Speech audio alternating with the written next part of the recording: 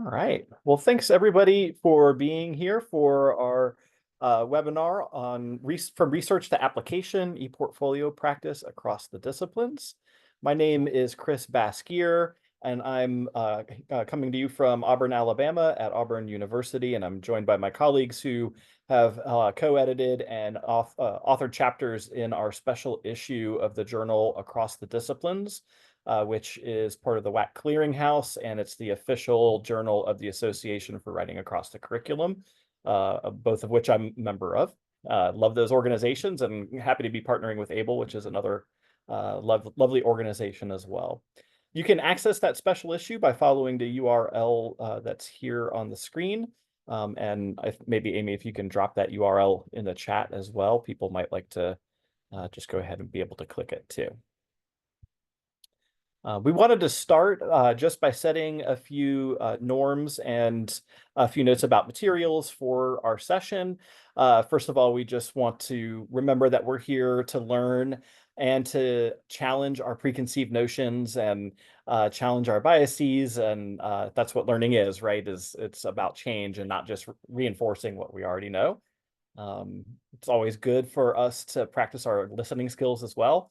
I definitely am well aware of my tendency sometimes to dominate conversation or to be a verbal processor. And so I need to sometimes shut that down and listen without judgment, be open to receiving feedback, discussing an argument and not a person, right? So instead of saying you're wrong, saying I disagree with that idea, so that we can depersonalize any challenges that may come up.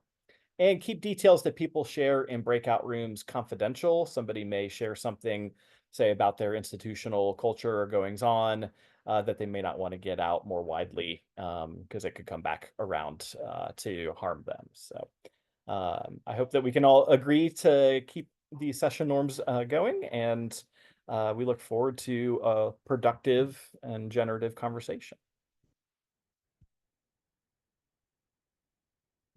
You can access the materials. Next. Oh, sorry. Yes, I think you are. Go ahead. Okay. Thanks, Chris. Hello, everyone. My name is Helen Chen from Stanford University. Again, so delighted to be here today with Chris and Amy, and of course, this illustrious team of contributors to this special issue. All of these resources that we'll be sharing today will be accessible at the link that Amy just put into the chat, as well as if you want to snap a picture of this QR code, you can access it that way as well. If we go to the next slide, we did want to just give you a sense of what today's session will be like in terms of the overview. So we're going to start off with some pitches, elevator pitches for each of the breakout room discussion topics. You'll have a chance to participate in 2 breakout sessions. Each one will be about for 15 minutes, so give you an opportunity to be able to sample and also interact and engage with many of the contributors to the special issue. We'll have an opportunity for some reflection and takeaways, any additional questions, as well as opportunities for next steps and future events. And with that, I'll turn it over to Amy. Hi, everybody. I'm Amy Shikino. I'm at Embry-Riddle Aeronautical University in Daytona Beach, Florida. So as we've mentioned, all of our contributors presenting here today are part of a special issue. I'm going to go ahead and drop a link to that special issue in the chat again for those who are just joining. But the goal of this special issue is really to connect 2 incredible communities, the writing across the curriculum and the writing in the disciplines field, and the field of ePortfolio practice. There is some overlap within those communities, but there are also folks who just don't know each other. And so we hoped that by creating this special issue, we could foster a space where we could sort of show the power of ePortfolios in action. And if we'll go to the next slide. So we want to acknowledge the contributors who aren't presenting today, and we do hope you'll check out the special issue. There are 8 wonderful articles that show ePortfolio practice in different program, institutional, and disciplinary contexts. So that includes great work coming out of Louisiana State, Florida State University, the University of New England, Stanford, and Indiana University. We also, of course, want to celebrate and welcome our presenters today. And so you'll see their names on the next slide, and perhaps we can just go round robin style and let them say a quick hello and introduce themselves and give you a bit of a preview as to what their breakout room will focus on. And so I'd love to pass it to Morgan or Sarah. Hi, everybody. I'll do our introduction today. I'm Sarah Zerhelen at Appalachian State University in North Carolina. And we're going to be talking about a multi-year study now that we've been doing through ABLE to look at labor that is involved in ePortfolio practice.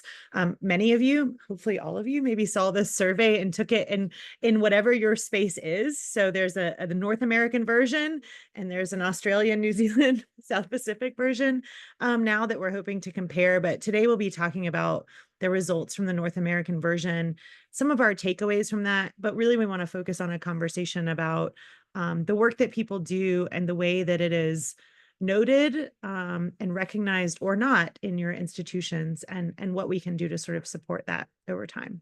Thanks, Amy. Yeah, that's wonderful. Can I pass it over to Teresa and Davida now? So on behalf of Teresa and myself, we are delighted to just talk a little bit about how we're leveraging ePortfolios in the STEM disciplines. Teresa is an English professor and I'm a biology professor, and we've been working together for some time to try and not only to improve civic scientific literacy among our students, but also to bring in inclusive practices that support student learning and support student success. So we'll be delighted to meet you all in the breakout room shortly. Thanks so much, Davida. What about Kylie and Amanda? Hello. So I'm Kylie Pugh and Amanda Wallace is here with me. Amanda is here from Tallahassee State College. But when we met, we were both at the University of West Florida.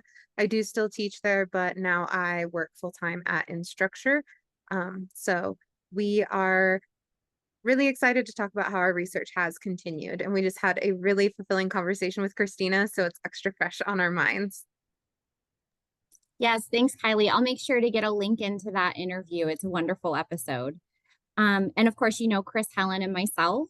And so with that, we are going to get right to the meat of the presentation, which is our breakout rooms. So you'll have an opportunity to join 2 breakout rooms.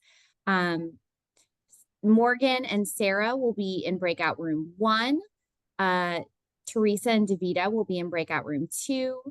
Kylie and Amanda will be in breakout room 3. Chris will be in breakout room 4. Chris, do you want to tell us a little bit about what you'll be doing in that breakout room? Yeah, so we will have an opportunity to talk about maybe generating research questions or thinking about how you might design research studies about ePortfolio practice that you might aim to present at, say, an ABLE conference or at IWAC or get published in Across the Disciplines or another venue. And then Helen and I will be in breakout room, well, actually the main breakout room, so you won't go anywhere. And we're excited to talk with you about ePortfolio practice and maybe any questions you have about implementing ePortfolios in your local context. So I just want to pause and ask if any of the participants have any questions, and then I'll open up the rooms for round 1.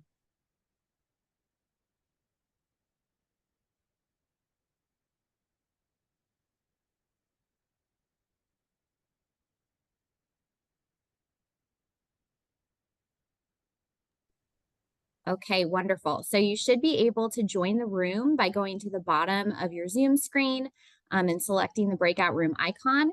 If that is not working for you, please just put in the chat which room you would like to join, and I'm happy to move you there manually.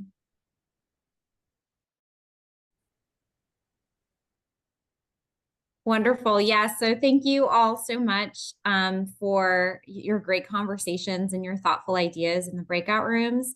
We'd love to give you just a couple of minutes to process the conversations that you've just had. And so we want to invite you to just identify one takeaway that you had in these breakout room sessions and enter it into the chat. If you'd rather unmute your mic and share aloud, of course, please do that. But we want to give you a moment to process before we share.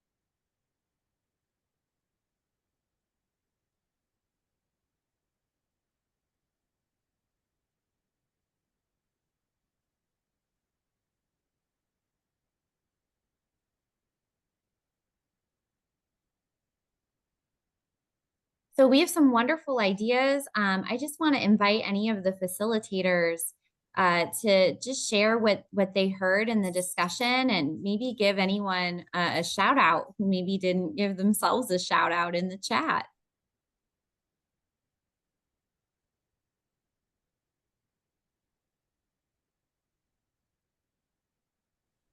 I just want to say that when we said, my student says things like, I can't write good, I got a really nice nod of solidarity from Megan. One of the things that was shared for us was that it's not always so easy to get the buy-in from your colleagues. So it might be something that you can do, but getting your colleagues into it is tricky. And ideas for that would be great. Yeah, Mark mentioned that too. So it seems like that's a common challenge that a lot of us are having as well. Does anyone have good strategies for maybe helping our colleagues see the possibilities of ePortfolios? I have one that Amy, you introduced when you were at Auburn, and now my associate director Laylee is taking up, is inviting faculty to a workshop series to create their own professional ePortfolio.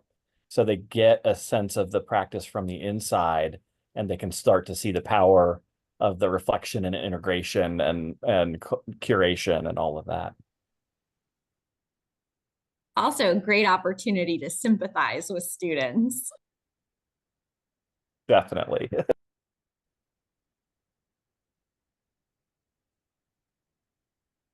Yeah, Kylie's writing in the chat. Of course, burnout is something we're constantly battling. Kylie, I know you all talked about well-being. Do any of the practices you all identified perhaps transfer to faculty and staff? I've been asked this before. I do feel like that well checks could easily be done for faculty and in departments and things like that. It's not a difficult thing to do. It's not a time-consuming thing to do. I think a lot of it comes down to not having the spoons per se to know what to do when you get that content. Whether that's a peer that is like, oh, well, didn't know how to say this over our morning meeting, but I'm getting a divorce, or when your students are like, hey, sorry, I can't turn in my assignment this week. Like, I'm worried that my house is going to be foreclosed, or my roommate set all my clothes on fire. Like, I am here to listen and to validate, but I am so underqualified to provide you anything in this moment. But I think it is more of just like the hearing it. I do hear a lot from students, like, you're the only person this week that's asked me how I'm doing. And so sometimes it is as simple as just having the ask. So go ahead, Amanda. Well, and when it comes to how to get other faculty to buy into it, or administration to buy into it, one of the big things that I have been talking about a lot is that the way that I've been getting more of that is by pitching the idea of using ePortfolios as a more authentic assessment tool. So because I come from a community college where we have a really diverse student population, as I said in our breakout room, I have students who are trying to overcome sometimes a multi-generational deficit in their educational background. And so it's a great way to show my administration I can meet my students at the language that they're speaking now, which is very frequently multimodal in nature.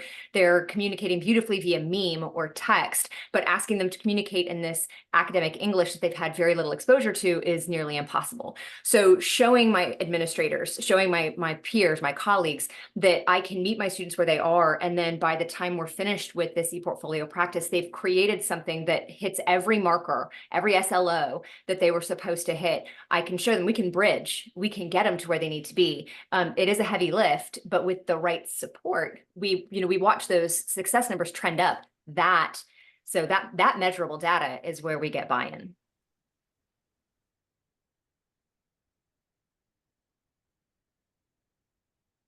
Yes, we know upper admin, they love to see those numbers go up.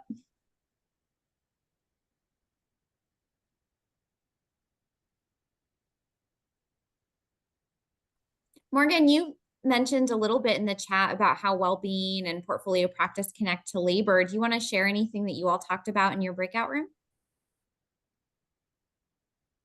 We were talking a little bit about how important it is to have support a space for support. And we're hoping that we can continue having these kinds of conversations with the folks who are here after this presentation is over, and trying to make sure that we're creating some, I don't know, Google group spaces or some other spaces where when folks are at their own institution working on some sort of e-portfolio support piece, that they can say, oh, I remember talking to Sarah about this at that presentation. Let me email Sarah, or let me find another way to get in touch, so that we can continue to have that support, because support is something that folks who are doing the e-portfolio work really see as integral to the sustainability piece of it.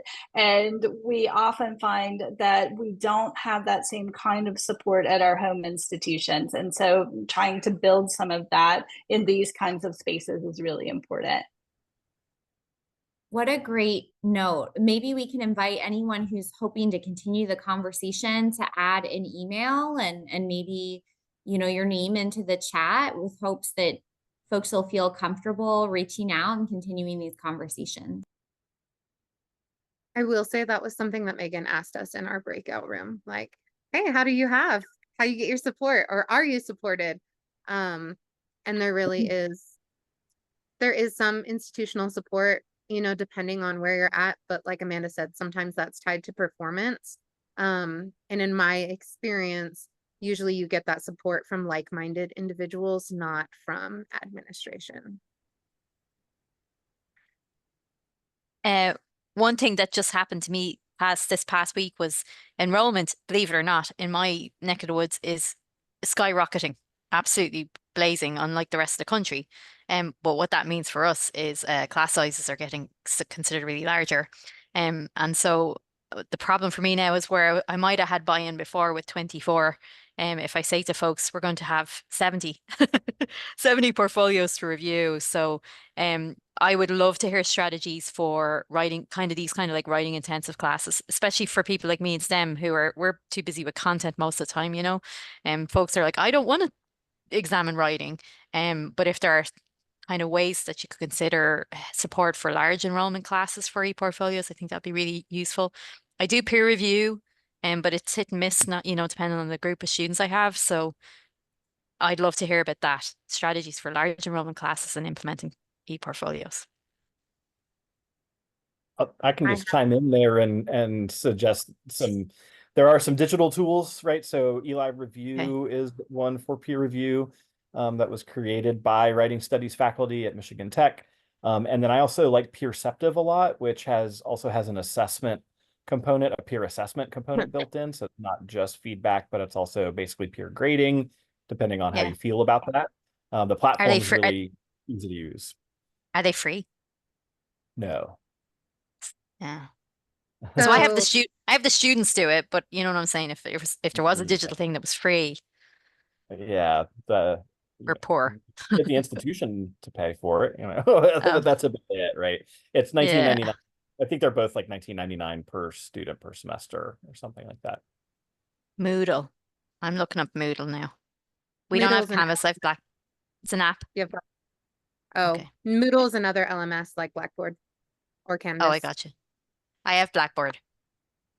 Sorry, cannot help you there. Yeah, I know. I will say that I sometimes have that many students in a semester given.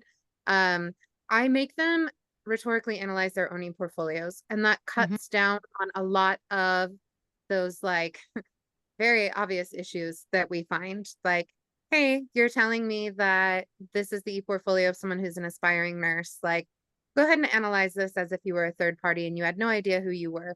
Does it still look like that? Talk me through how that is. And usually that fixes and self-corrects a lot of issues. I also, someone said tiny writing in the chat. I do that. My students work on the same e-portfolio, the same intro, the same projects the entire semester. I don't try to add or build because it's just, they're not going to get it. So doing that, and then at the end, I have my students present via video. So for their final submission, walk me through, share your screen and walk me through your e-portfolio. I don't have the time to fiddle with the permissions or this, that, or the other. So constantly revising. I do a revise, reflect, revise, Mhm. reflect, revise, reflect model. So I like that. And one of the things that I started doing too was I actually started blind crossing my class with another faculty member who was also using ePortfolios. So we would assign a number to the student and we would tell them not to have any identifying markers in their ePortfolio for review. And we would have, students from sometimes a completely different field, if I'm working with somebody who's in biology, reviewing my students' work and telling us what is the central theme, what is the story that they're attempting to tell, what barriers do you see to communication between author and audience, because you're getting a completely different audience, and therefore we're going, if there's a hurdle, if there's something they're going to stumble over, they're going to find it, and it takes the load off of me. So I get provided with a summary of what did we find that were issues with this student's ePortfolio. I can check those off, which reduces faculty burnout while working on this, and then puts the heavy lifting back onto the students. That's amazing. Teresa, I'm coming for your students. Christina, can I prompt you to talk a little bit about Rift or Riff? So happy to. Amy already put the link into it. And currently it is free and any educator can register and then be waitlisted. And Leticia Pretas-Cabagnaro, whom I had mentioned in the chat before, will let people in. So she works at the D School at Stanford, where Helen is, and is a researcher in reflection. So all she does is reflect. And hence also the book, Experiments in Reflection, which is a wonderful little book with lots of different reflective activities that kind of also are a very good introduction to reflection if you've never done it before, because it takes you outside of that academic context and also shows you how you can actually reflect on a kind of personal basis as well. But anyway, back to Riff. So Riff is it's generative AI. It's kind of a chat bot, but it's actually more of a reflection bot because it doesn't give you the answers. It only asks you questions. So from that perspective, it is already very different and refreshing. I think that currently it still uses the what, so what, now what reflective framework from Burton. And I'm putting a link into a demo that I had set up for our last ABLE webinar, or second to last ABLE webinar for the provider ones, so that you can actually check it out and engage with it yourself and see what it does. So all an educator needs to do is write the first reflective question, or write the first question that the students need to answer. You can also give context. So Davida, for you could say context is second year students in biology who have an English assignment and they are supposed to do X, Y, Z, focus on such and such. And then the student sees the question, they answer, typically kind of probably more in a summary way of summarizing what they have done, the experience that they have undergone. And then Riff comes in and asking follow-up questions. So it takes you deeper into that reflective cycle of, okay, now you've given me the summary, the what, so what have you learned from that? What are you taking with you from it? Now what are you going to do in the future with it? And you can do that endlessly, probably at least for 3-5 hours or so. But if you use Riff, you might want to time box it. So that's a suggestion from Leticia and others that have used it, to maybe just say reflect for 5 to 7 minutes. And in that time frame, you might even just only get 3 or 5 question turns, because that time flies really quickly because you do need to think about the questions. At the end, you can then have the chat log sent to you or a summary. And so the summary, that's then also where the generative AI stuff comes in, because it summarizes the conversation that you've had with the bot. And that you can then send or add to your portfolio or send to the teacher. And as teacher, you have access to all of those conversations and can then take from there something that, if something came up that every student was talking about, that you can then bring that up in the next class, discuss it as a group, or go more deeply into a matter. So that's pretty cool in that regard, because I think somebody said earlier that you have a partner with whom you reflect, or you kind of talk to somebody. And so Riff can be that reflective partner when you don't have the person right next to you. So it is a first step. It's not saying that you shouldn't talk to an actual human being and ask the teacher for feedback and to go over the reflection and the thinking, because of course it's generative AI, so it's still very probabilistic. However, I find it, when I did an experiment for a couple of weeks, very good. And the questions, because it was asking questions, I didn't get answers. So I didn't get into the area of getting wrong information or things like that. So from that perspective, it was really cool. And of course, now comes the able digital ethics head on my head. If you want to explore it, do read the terms and conditions and privacy statement and be sure that your institution allows you to use such a thing, because of course generative AI is there, and you need to be aware where the data goes, whether your institution allows for that. Of course, Leticia herself being a researcher and very much a student interested, privacy is definitely better than in other software, but still please do be mindful, especially if you ask your students then to use it themselves, because those reflections could very quickly become quite personal and you as teacher do have access to them. That's it. I'd like to mention that I dropped myassayfeedback.ai into the chat. I have no affiliation with them, but it's a chatbot that reviews essays. It doesn't answer anything, and it's built by English teachers in California, mostly community college English teachers, I believe. Anna Mills is the lead teacher that I know. She's in the Bay Area there, Helen. I don't know if you've bumped into her. But it really gives excellent, there's like 6 different types of essay feedback. So you can actually work with it. You can get a complete analysis, or you can just choose what you're working on. And it's currently in beta, so you can sign up for free and use it. It will come out at $10 to $15 per student, but it's free for the rest of this year, so you could use it in a fall class for free. So it works very well. I've been testing it for a few months now. It works really well. Thanks so much, Mark. Patsy, you had your hand raised. Yeah, I think, thank you for that, Christina and Mark. I think my question was more or less addressed. I was more interested in where the data goes, because surely if people put their reflections or their ideas into the Riff, that then gets regenerated somewhere else, or not? Or is it still based on the questions? But I do have the issue of data collection, and the higher ed institutions would have issues with that for sure.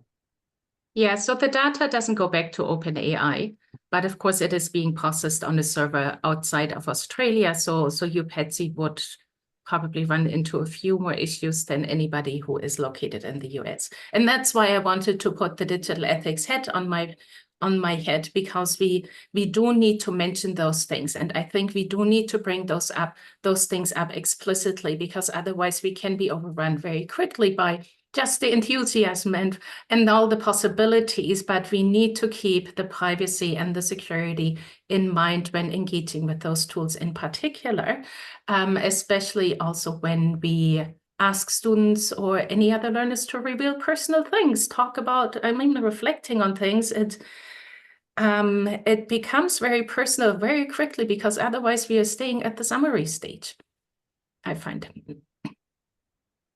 Yeah, the myassayfeedback.ai is FERPA compliant in the US. It complies with US privacy laws, and none of the information feedback to the underlying chat. So the only time when I do stuff like this is I have my students do a classroom agreement before we start class, and I have them do like I use Padlet for it, and I have them do I give them a prompt and like, when are you most comfortable learning? And I just ask them to do that, and we make the classroom agreement that way. But I could see this being very useful for a classroom agreement to develop that with the students. You know what I mean? So it will be more, instead of just being that one prompt, it'll really narrow down on when they like to learn and what it is about how they learn that they enjoy. So that's how I could see it being used.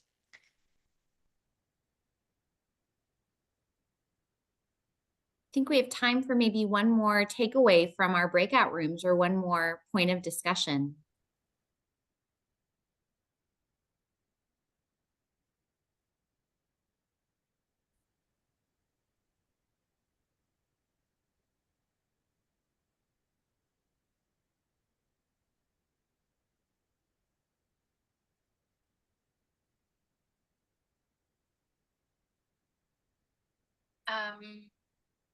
I'd like to know what one action item is now for you after the session, even if it's just a teeny tiny one.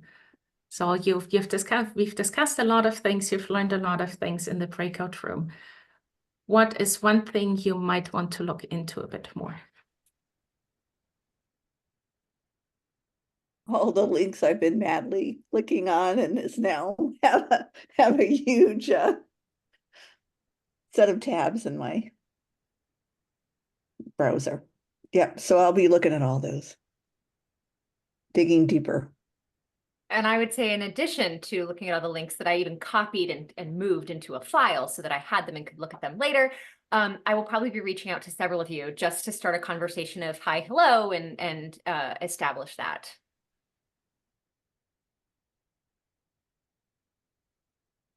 Yeah, I was actually thinking something similar. I know that there's a different thread that kind of continuously goes for comp folks, for like writing in the disciplines and things like that. Do we have anything like that for this? I'm sorry, Kylie, could you repeat that? So there are some like academic groups that I'm in that have like a running thread, basically, to kind of for conversations to facilitate things like this. Also, from those of you that are in R1 institutions, there's an R1 thread that's constantly running for things like that as well. Just curious if we have anything like that for this group. That's just kind of a running, hey, I have this, I'm having this issue. An email Helen, thread, sorry. does Able have like a listserv? I know they do have a newsletter. Right. So both Christine and I run the newsletter, but it's possible that we could try to set up some sort of group on Able in Google Groups. So Christine and I are meeting tomorrow, so we'll add that to our list of things to discuss. Yeah, if we're talking about support as well from other faculty or folks who are working on ePortfolio, it would be a nice resource. Yes, yes, great. Thank you for the suggestion. I think Morgan had talked about that earlier, and there were already a couple of email addresses shared. It should be possible for us to set up a group that you then all get emailed. With the task force, we ran into all the hiccups we could probably run into, but I think we managed now that that the messages don't end up in spam, so that it would be essentially like a normal Google group where you can go online, see all the different topics, so that it's topic related. But you would also, but you can also get an email notification sent, so that you don't always have to check online, and then everybody who's subscribed to it would receive the messages. So that's one way, Kylie, that we can probably trial that and see how it goes. Mm-hmm.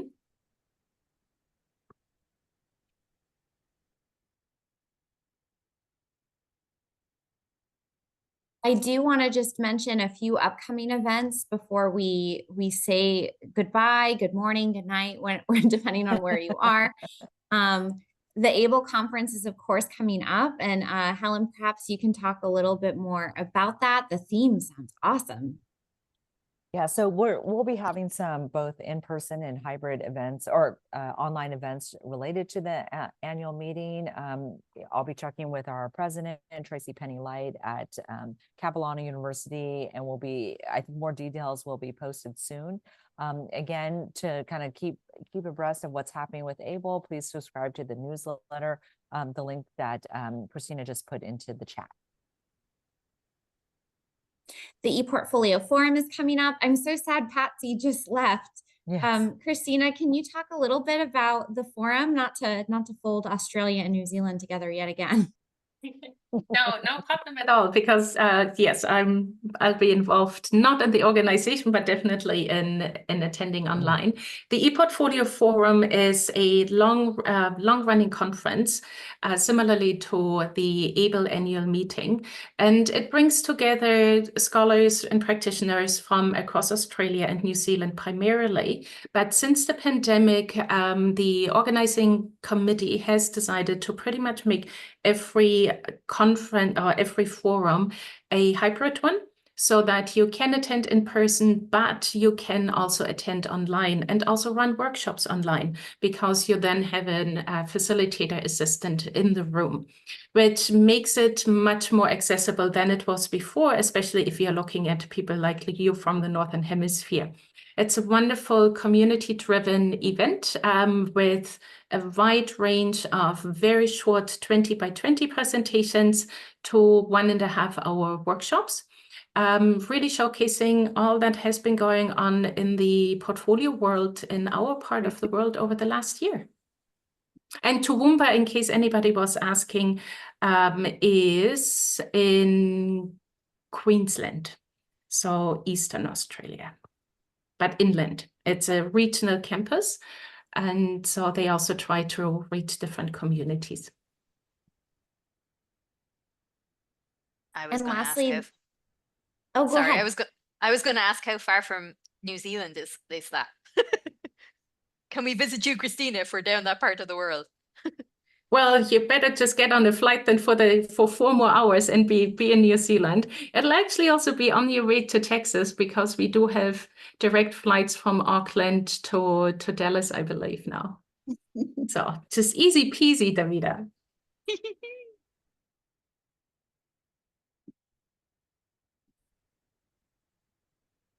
And lastly, the AAC and U Forum is in February. It's a virtual event. It's a great opportunity to get together to talk all things digital, including ePortfolios. And so we do hope you'll continue to run into us at some of these events. I want to pass it off to Chris and Helen for any parting thoughts, but thank you all for your generosity. Of course, thank you to our presenters for their good work.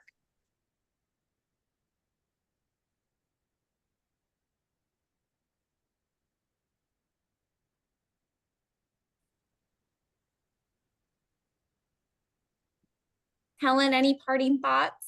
Yeah, so I was looking for Chris. I'm not seeing him. So no, I just want to again echo Amy's thanks for joining us today. We're so delighted to, again, especially, bringing together some new faces, some familiar faces, and of course, some of our fellow ePortfolio longstanding colleagues, and so on, especially including Candace and Sarah and Morgan, of course, Christina, Brandy, great to see you here as well.